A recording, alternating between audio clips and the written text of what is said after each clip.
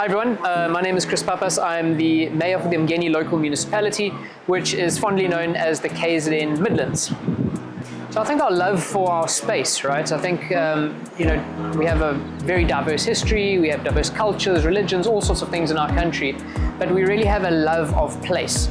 And I think we love our place so much that we forget to tell other people about across the world, in different provinces, wherever you might be.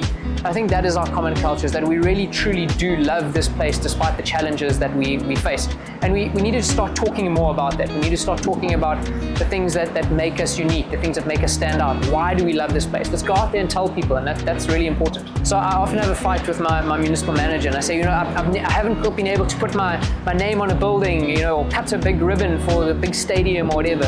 But I think that is the success of what I've done, is that we haven't focused on those grand things, and we've focused on what we're supposed to do as a local government, and that is make sure that everyone else is successful. Make sure that the roads are fixed so that the businesses can open and grow. We've made sure that the street lights work, so for those people who are traveling home at night, do so in safety. I think that is the biggest success that I would put forward, is that we've actually been able to do what local government is expected to do. And although not grand and spectacular, but it is what most people rely on to make their lives success, whether it's their school, kids going to school, or their businesses growing. That's what I'd put forward.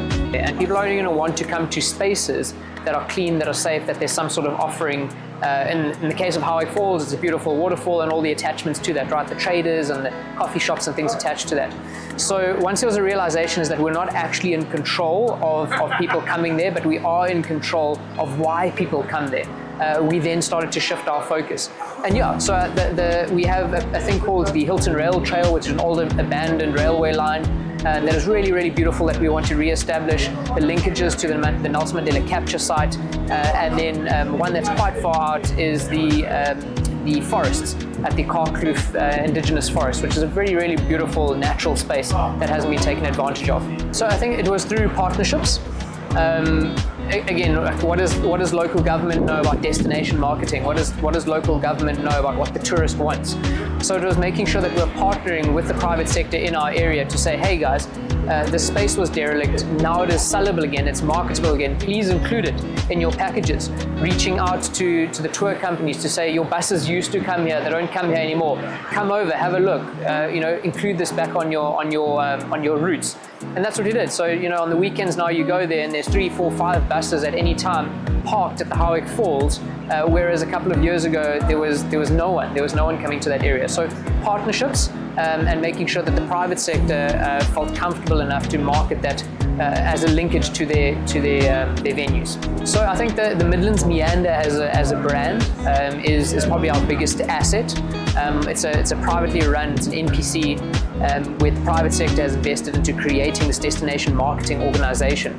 But from that, the Midlands Meander has become a destination in itself. So not just the company, but all the different things linked to it. So it's a calm place, it's a natural area away from the hustle and bustle of Johannesburg or Durban or Pietermaritzburg, where it is family friendly, where it is affordable, and people can choose what they want to do, whether it is fine dining or a spa day or hiking or cycling. Whatever you want to do, there's something, and it is affordable and accessible. So Cape Town is obviously the biggest film destination at the moment in South Africa, but they have a lot of limitations in terms of the weather, in terms of the settings and scenery. KZN has a huge potential. It has huge potential to have an offering for film production. Outside of Durban, the Midlands has been identified as one of those spaces where it is close to the Drakensberg. There's the rivers, there's semi-arid, there's forests, there's urban areas, all these different film options that are available, and the infrastructure is there. The fiber is there, the electricity is there, the roads are there, the accommodation is there, the skills that are needed for set building, etc. So there's 2 or 3 sites that have been identified or shortlisted, and we're excited for them to move forward. So it's a partnership, so the funding is blended, partly from private sector, partly from government.